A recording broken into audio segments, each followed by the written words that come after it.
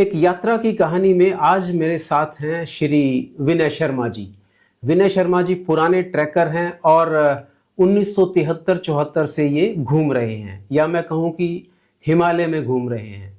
इनके बारे में जो सबसे इंटरेस्टिंग चीज़ है वो ये है कि इन्होंने 12 बार अमरनाथ की यात्रा की है, और वो भी उस समय में शुरू करी है जब लोग अमरनाथ बहुत कम पहुंचते थे। यानी कि ये सबसे पहली बार अमरनाथ गए थे 1977 में।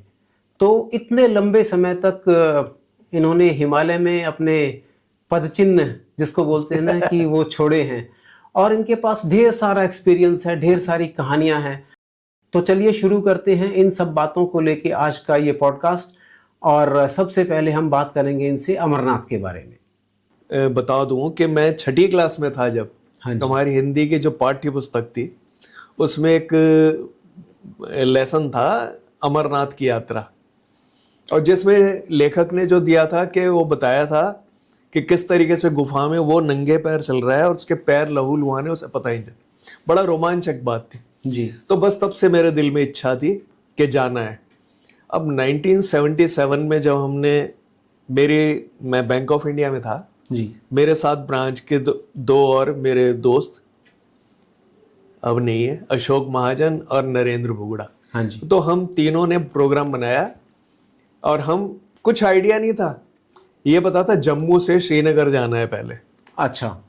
बाई ट्रेन हम जम्मू उतरे हैं और उतर के बस स्टेशन के बाहर ही बसेस चलती थी जी। बस अड्डा पता नहीं अलग है या नहीं पता, लेकिन वहां पर जब गए तो फिर वो जैसे ट्रांसपोर्ट कंपनी जो होती है या रोड ट्रांसपोर्ट वाले, अब वो कहते हैं कि हम 2-2 4-4 टिकटें नहीं देंगे, आप पूरे 40 लोगों का जितनी बस की कैपेसिटी है उतना पैसा हमें दे दो। अच्छा। और बस हम आपको दे देंगे, मतलब बस बुक करनी है, पूरी बस बुक करनी है जी। तो उसमें क्या हुआ, हमारा पहली बार पहचान हुई, दिल्ली के पटेल नगर के थे हमारे सूरज प्रकाश बब्बर, बहुत बुजुर्ग थे हमारे, और आज भी हम उनके एहसानमंद है कि उन्होंने रास्ता दिखाया हमें। तो हमने फिर कागज कलम लेके सबसे पैसे लिए, 4-4 5-5 जब ग्रुप थे सारे, तो ऐसे करके 40 लोगों का हमने पूरी बस ले ली। और उसमें मैं हंस के भी एक बात बता दूं आपको, वो आपने पिक्चर देखी कि बॉम्बे टू हुआ वो इस बस को हम जम्मू से श्रीनगर गए ना, बिल्कुल वही माहौल था। इसमें गुजरात से भी, बंगाल से भी, दिल्ली के तो थे ही जी। मतलब हर तरीके के लोग थे और ऐसे ऐसे अनुभव हुए। हाँ तो वो छोटी सी एक बात होती है, एक शाह साहब थे गुजराती जी। अब वो जहां बस रुके या कुछ कहते भैया बारिश आ सकती है, सामान नीचे उतार लो, बस के ऊपर सामान था। जी जी। तो कोई ध्यान नहीं देगा, किसी को चिंता ही नहीं देने के कब आएगी और वाकई बारिश आ गई जी। अब उसने बस रोकी, सब लोग भाग भाग के उतार रहे हैं अपना सामान, शाह साहब आराम से बैठे हुए थे पूछा मैंने कि क्या हुआ आपका सामान जी, कहता है मैं तो पहले उतार के ले तो खैर एनीवे वहां श्रीनगर रुके थे। अब मुझे ये होटल वगैरह का ध्यान नहीं किसमें, लेकिन नेक्स्ट डे हम फिर पहलगांव, और वो बब्बर साहब हमें टच में थे मतलब। अब वो पहलगांव अभी उस समय सुविधा कोई नहीं होती थी जी। पहलगांव में भी हम रुके होंगे जहां पर भी, वहां से क्या है कि आपको जो ट्रैक है चंदनबाड़ी, फिर शेषनाग, फिर पंचतरनी और फिर गुफा, रास्ते में अरेंजमेंट कुछ नहीं होता था। पहलगांव से ही टेंट हमने किराए पे लिया 4 दिन के लिए। अच्छा। और मेरे को नहीं ध्यान, लेकिन ये पक्का है 50 रुपए शायद उसका किराया, टोटल किराया, टोटल 4 दिन का जैसे। और ऐसे ही एक पोर्टर किया जो सामान हमारा जो टेंट लेके चलेगा, और थोड़ा बहुत सामान भी हमारा जैसे वो था वो भी हो जाता, और वही हर जगह जहां पर भी हमें स्टे करना है वहां टेंट लगाएगा, सवेरे उखाड़ेगा, फिर चलेगा। और ये पहली यात्रा की बात है? पहली यात्रा 1970। और खाने का क्या करते थे? खाने का कोई इंतजाम नहीं था। अच्छा। तो एक आध ढाबा जैसा पंचतरनी, तो ये सॉरी पहला चंदनबाड़ी, यहाँ तो फिर भी सुविधा थी, थोड़े बहुत थे। जी जी शेषनाग पर और पंचतरणी वगैरह इन पे कुछ ज्यादा ऐसा नहीं था। शेषनाग पे ये ध्यान है कि मैं फर्स्ट टाइम इतनी हाइट पे जैसे पहुंचा हूँ तो मेरी तबीयत सही नहीं थी। मेरे दोस्त जो थे हाँ जी वो गए थे और वहाँ ढाबा था, किसी सरदार जी थे पहलगांव में, उनके ढाबे थे, हाँ जी तो वो खा के आए थे हल्का फुल्का जो भी, और मेरे लिए लेके आए थे। कहते वहां ये हाल है कि रोटी वो निकालता है चूल्हे से और जैसे हाथ में आता है उससे 10 आदमी झपट लेते हैं। 10 आदमी झपटने के लिए खड़े हैं। तो ये, और कहता बड़ी मुश्किल से ये एक रोटी मिली थी, रोटी और दाल। लेकिन मैं उस समय मतलब तबीयत ऐसी थी कि खाने के उसमें भी नहीं मतलब इच्छा नहीं थी। जी जी बाकी तो फिर पंचतरणी। और अच्छा हाँ, एक बात और बता दूं आपको, उन दिनों यात्रा जो होती थी ना, वो ये पूर्णिमा होती है जो राखी वाला दिन, जो बिल्कुल हाँ, दर्शन उसी दिन जाते थे। और आगे छड़ी जब चलती, छड़ी के आप आगे नहीं चल सकते थे। छड़ी means symbolic, Shiv Parvati and Ganesh ji, उनके पीछे चलना है आपको, उसके पीछे चलना, आप उसको आगे नहीं जा सकते थे जी। और वो पूर्णिमा वाले दिन, क्योंकि इतना अरेंजमेंट तो 10,000 लोग भी हो गए, तो वो गुफा में मतलब अनुशासन नहीं रहा, बस मतलब इतनी भीड़ भाड़ होती थी। जी जी। और फिर क्या है, वो साधु बाबा वगैरह जो होते हैं ना, वो रास्ते में अपने वो लगाए होते थे। अच्छा, साधु पहुंचते थे? हजार सारे जी जी। वहां पर उनको डोनेशन वगैरह भी मिलता था ना, जैसे साधु वगैरह तो बहुत होते थे, पूरे रास्ते भी मिलते थे। और वहां पर इतनी भीड़ भाड़ उसमें होती है कि फिर आपको दर्शन करना, आप वहां जो है ना शिवलिंग जब बन रहा है बर्फ का, वहां तक जाने के लिए भी धक्का मुक्की, और क्योंकि जो एक बार वहां आगे पहुंच गया वो फिर हट के राजी नहीं है। जी बिल्कुल। तो वो इस तरीके का अनुभव था। और बस वापसी में भी उस जमाने में बालटाल वाला रास्ता नहीं था। हाँ जी। आपको वापस भी इसी लंबे ये रफली है शायद 50 किलोमीटर से पहलगांव से गुफा। तो आप पहलगाम से ही सीधे गुफा तक 50 किलोमीटर पैदल जाते थे? हाँ, 3 दिन लगते थे। 3 दिन लगते चंदनबाड़ी, शेषनाग जी, पंचतरणी। और पंचतरणी से गुफा तक गए, दर्शन किए, वापस आए। वापस पंचतरणी आ गए। गुफा के आसपास रुकना उस समय अलाउड ही नहीं था, या कोई रुकता नहीं था। अब तो जिस तरीके का माहौल हो गया है, अब तो बहुत, एक तरह से मैं कहूँगा बुरा हाल है, वो कबाड़ कर दिया। वो धार्मिक यात्रा ना हो के पिकनिक हो गई। पिकनिक हो गई है, बिल्कुल। तो गुफा के पास तो टेंट लगते ही नहीं थे। वो शायद उसकी एक तरह से मैं कहूँ कि उसकी जो शुचिता है उसको बनाए रखने के लिए कि भैया सिर्फ दर्शन करो और वापस पीछे चले। बिल्कुल 6 किलोमीटर है पंचतरणी जी जी जी। तो पंचतरणी वापस आते थे, और जनरली क्या होता है कि वहीं से हम रुकते नहीं थे जी, कि वापस इसी रास्ते से 2-4 बार गए। तो शेषनाग तो 1-2 बार हमारे बब्बर साहब ये एडवाइस किया था उस समय, हम इस साइड से घोड़ा कर लेते थे, जो उसमें पिस्सू महागुनस जी, जो हाईएस्ट पॉइंट है ना, वहां पर ऑक्सीजन वगैरह की प्रॉब्लम होती है, क्योंकि 14,500 या 15,000 के बीच में हाइट उसकी। तो वहां तक गए, फिर उसके बाद तो उतराई होती थी जी। तो उस तरीके से भी किया था। विनय सर, आप पहली बार 1977 में कश्मीर गए। हाँ जी। अमरनाथ यात्रा के लिए। तो उस समय कश्मीर के जो लोग थे उनका व्यवहार, जो यात्रा में लोग जाते थे बाकी मेनलैंड इंडिया से या कहूँ कि भारत के दूसरे हिस्सों से, उनके प्रति उनका जो ओवरऑल उनका व्यवहार था वो कैसा था, और वो किस तरह से सारी चीज़ों को वो देखते थे बेसिकली? मैं बहुत आपको एक व्यक्तिगत टिप्पणी करूं इस पे तो जी। 1977 में जैसा अमरनाथ यात्रा तो हमने की, उससे 1 साल पहले हम श्रीनगर गए थे। 1976 में जी। और मेरे साथ हमारे एक दोस्त थे सुरेंद्र पाल सिंह वालिया, वो डीडीए में थे, अब नहीं है। उनकी कोई पहचान थी, और मैं और 2 फ्रेंड मेरे बैंक से ही, और वालिया जी, हम चारों एक मुस्लिम फैमिली में ठहरे थे। ओके जी। 1976 में क्योंकि वो उनका बहुत क्लोज, हमारे सरदार जी का बहुत अच्छा रिलेशन था उन लोगों के साथ। जी और वो मेरे को घर तक याद है, कोठी जो थी बटमालू पे पेट्रोल पंप था, उसके पीछे कोठी थी। जी। अच्छा। तो वहां हम रुके और उनके घर में शादी भी थी। ओके। निकाह जो होना था कुछ दिन बाद होना था। जी जी जी। और मतलब मैं अभी भी उसको दिल उन समय के याद करके और थोड़ा भावुक भी हो जाऊंगा जी जी जी। कि उन्होंने हमें एक दिन डिनर के लिए, हाँ हाँ। जैसा उनका परंपरागत होता है, दस्तरखान सारा लगा जी, और जी। बड़ी संभ्रांत फैमिली थी। उनके जो रिलेटिव्स वगैरह आए थे, जी जी।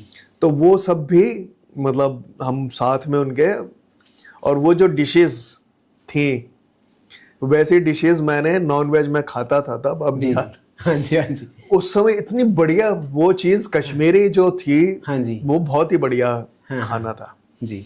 और मतलब ये बात बता रहा हूँ कि हम तो उनके घर ठहरे थे और पूरी खातिर भी हुई, लेकिन बाहर जैसे हम शॉपिंग वगैरह में जाएं या क्या, तो वहां एक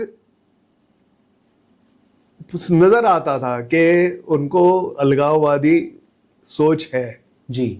वायलेंट नहीं था, एग्रेसिव नहीं था, लेकिन क्योंकि अंडरलाइन था कहीं ना कहीं। अंदर था। जी जी। क्योंकि हम पहलगांव में एक शॉप में गए, उस दिन ईद थी, ओके। तो बातचीत होती है, तो हमने कहा भाई आज तो ईद है, तो आप आज तो आपके यहाँ सिवैयां बनी होगी। जी, तो जी। हम जैसे जानते थे, तो उस दुकानदार ने बोल दिया सिवैयां बनती हैं आपके हिंदुस्तान में, ओके। यहाँ हमारे यहाँ तो बकरा काटते। तो मैं तो फिर भी साइलेंट रहा, हमारे वालिया जी को गुस्सा आ गया ओके। और वो बड़ी जोर से डांट के बोले, जी। कहते ये क्या पाकिस्तान है। हम्म। जवाब नहीं दिया उन्होंने, मतलब था वो उनके दिमाग में जो भी जी, होता जी, था, जी, बिल्कुल। लेकिन वो रिएक्ट नहीं करते थे। तो वो फिर ओवरऑल फेमस जो जगह थी, जी। जैसे डल गेट के साथ में एक शक्ति स्वीट्स करके था, हाँ हाँ। वो पूरी सब्जी सवेरे के टाइम नाश्ते का और लस्सी वगैरह बड़ा अच्छा होता था। ऐसे ही आगे एक 0 नंबर ब्रिज था, उसके आगे शायद एक रावत का ढाबा या कोई ऐसा था, तो हम लोग वो जनरली सारे वहीं खाना पीना होता था। और ओवरऑल व्यवहार जैसे था ना, गुस्सा नहीं, अग्रेसिव नहीं, मतलब लेकिन ये होता था कि यू आर नॉट वेलकम। अंदर ही अंदर, अंदर ही अंदर। ये बातें जो मैं कर रहा हूँ सन 75 से और 80 तक भी ओवरऑल मतलब था। बाकी जैसे बाद में अमरनाथ यात्रा वगैरह के दौरान में भी वहाँ जो पोर्टर्स होते थे, और पोर्टर्स ही हो, कुली वगैरह, जी जी। घोड़े वोड़े वाले भी होते थे, तो वो सेवा पूरी करते थे। और मतलब किसी तरीके का आपको प्रॉब्लम नहीं आती थी। ये बाद में हालांकि हो सकता है कि वो टीवी पे दिखाते थे, जैसे पैलेस्टाइन के वो स्टोनिंग कर रहे हैं इजरायली फोर्सेस पे, तो हो सकता है यहाँ वहां से ये सीखा शुरुआत हो। हुई। बिल्कुल बिल्कुल बिल्कुल। तो वैसे आप एज ए टूरिस्ट जाते थे, बहुत बढ़िया था। पहलगांव में जो जितने फोटोग्राफर्स भी थे सारे, मतलब जैसे एक लॉन्गमैन स्टूडियो था, वो सरदार लंबा 6 फुटा होता था।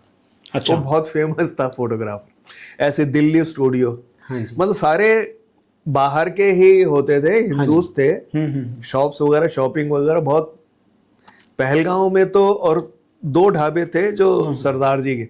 अच्छा। हाँ, वो जैसे शेर पंजाब जैसे करके।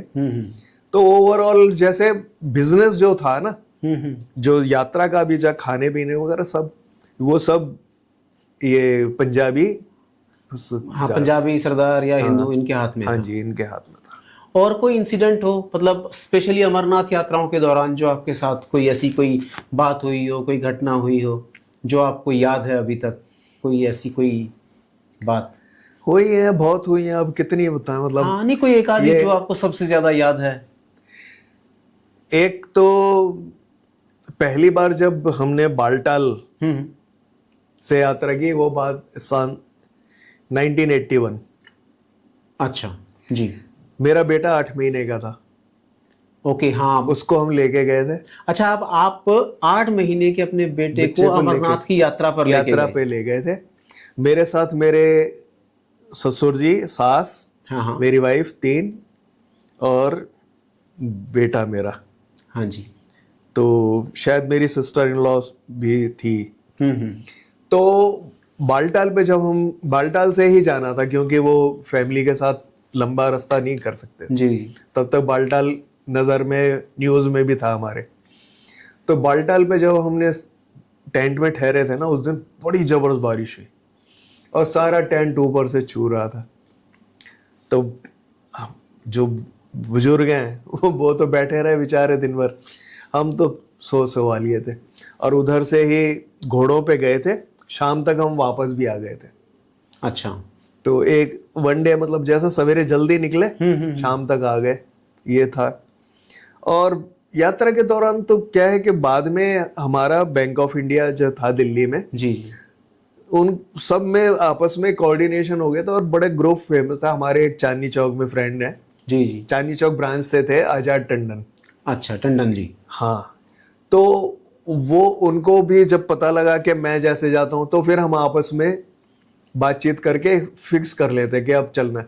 और हम 40-40 का ग्रुप लेके गए, बड़ा ग्रुप होता था? बड़ा ग्रुप होता था जी। और यादें ऐसी हैं कि जैसे यहाँ से गए चंदनबाड़ी से आगे पिस्सू टॉप, हाँ जी। पिस्सू टॉप क्रॉस करके ऊपर पहुंचते ही वो जो माहौल होता था, 40 लोग बैठे हैं, चाय वाय आ रही है, मतलब बहुत अच्छा मजा माहौल, आता था, मजा आता था। बहुत बढ़िया।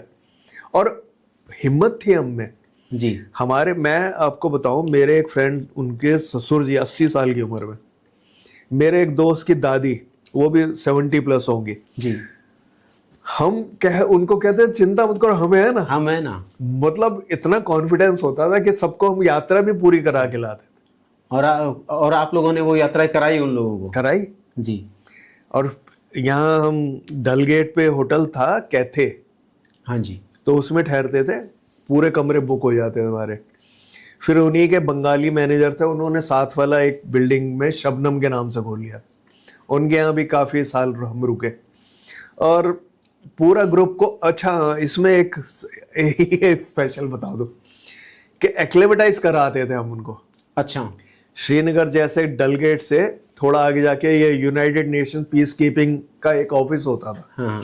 उधर से सीधी स्टीप चढ़ाई थी शंकराचार्य टेम्पल की, उस पर सबको ले जाना और फिर ऊपर सीढ़ियां भी चढ़ना। फिर तो पहले दिन की वो जो उनकी एक्सरसाइज, एक्लेमेटाइज हो जाते थे बड़े अच्छे हाँ, कम से कम बाद में प्रॉब्लम ना हो। हाँ, थोड़ी सी मतलब हाँ, चलिए बिल्कुल, चल जाए, बिल्कुल, वो करते बिल्कुल, थे। बिल्कुल, बिल्कुल। तो बाकी पहलगांव में भी अब आपने पूछा तो एक बात याद आ गई, याद इंसिडेंट। हाँ जी, हाँ जी। 17 अगस्त 1988 अच्छा। जियाउल हक की डेथ हुई थी प्लेन क्रैश में। बिल्कुल ठीक और बात है। पहलगांव में होटल्स पे वो पत्थर मारने शुरू हो गए कि लाइटें बंद करो, ओ। कि पाकिस्तान में वो मरा है तो अंधेरा रखो।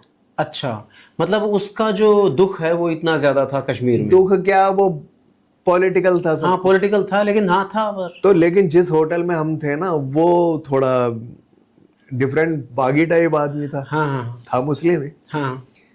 कहता कुछ नहीं, चिंता मत करो, उसने तो पिक्चर लगा रखी थी वहां पे VCR पे। अच्छा। तो माहौल आप समझ ही गए किस तरीके से धीरे धीरे चेंज हुआ। जी। इवन 14 और 15 अगस्त में क्या होता था, 14 अगस्त को तो ठीक है सब पाकिस्तान का, 15 अगस्त को श्रीनगर में भी जनता कर्फ्यू लगा होता था। वो बोलते थे जनता कर्फ्यू, मतलब अपने आप ही घर से बाहर नहीं आना।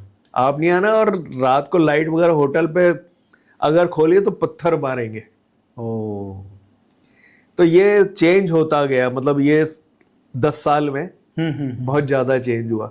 उससे पहले इतना नहीं था माहौल नहीं था। मतलब एक फर्स्ट टाइम जब मैंने अखबारों में पढ़ा है, वो तो मेरे आगे एक गुजराती बस थी चार्टर्ड, उसमें फर्स्ट टाइम गोली मारी गई थी जी जी बिल्कुल, आतंकवादियों ने, 3-4 लोग मरे थे। मरे थे, तो वो फर्स्ट टाइम था कि टूरिस्ट के ऊपर उन्होंने हमला किया हाथ था। हाँ, टूरिस्ट पे कभी हमला नहीं करते थे, ये भी 19 अब मेरे को हर साल 1980 या 79 में मैं, बब्बर साहब मेरे हाँ और मेरा छोटा ब्रदर, हम तीनों, उस दिन कर्फ्यू लगा हुआ था श्रीनगर में, तो बस से उतरे, जम्मू से आई बस, तो हमें बस अड्डे के बाहर ही पुलिस वाले कहता आप यहाँ से तुरंत जो भी मिलता है कन्वेंस मिल निकल जाओ। हाँ जी, तो हम तांगा किया हमने, और वो वही कहते हम्म, डल गेट तक के लिए, जी और हम कहते तक हम पहुंचे। उसका जो मेन गेट था ना, उसका एक पैसेज था बीच में,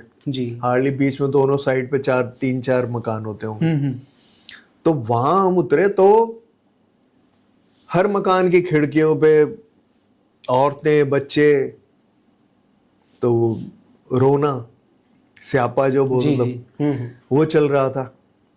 तो हम थोड़ा घबराए, थोड़ा घबरा गए बिल्कुल, तो हमारे गाड़ी में, तांगे में एक बंदा और बैठा हुआ था जिसे आगे जा उतरना था। उससे हमने कहा आप पता कर दो यहाँ क्या प्रॉब्लम है, कि हम जाए नहीं जाए थे। फिर उसने पूछा, वहाँ लोकल खड़े थे लड़के जो, उनसे कि क्या हुआ क्या हुआ। तो उन्होंने कहा यहाँ जो है ना लाल चौक पे कोई यंग लड़का होगा 15-16, उसको गोली लग गई है, डेथ हो गई, जी, तो उसकी वजह से ये सब हो रहा है। कहता लेकिन आप टूरिस्ट हैं, आपको कुछ नहीं कोई कहेगा, आप जाइए। आप जाइए, तो टूरिस्ट की उस समय 1980 की बात ये बता रहा हूँ, जी जी, बहुत इज्जत थी, तो बढ़िया था। टूरिस्टों के लिए प्रॉब्लम नहीं है, अदरवाइज है। अदरवाइज हाँ जो था वो था ही।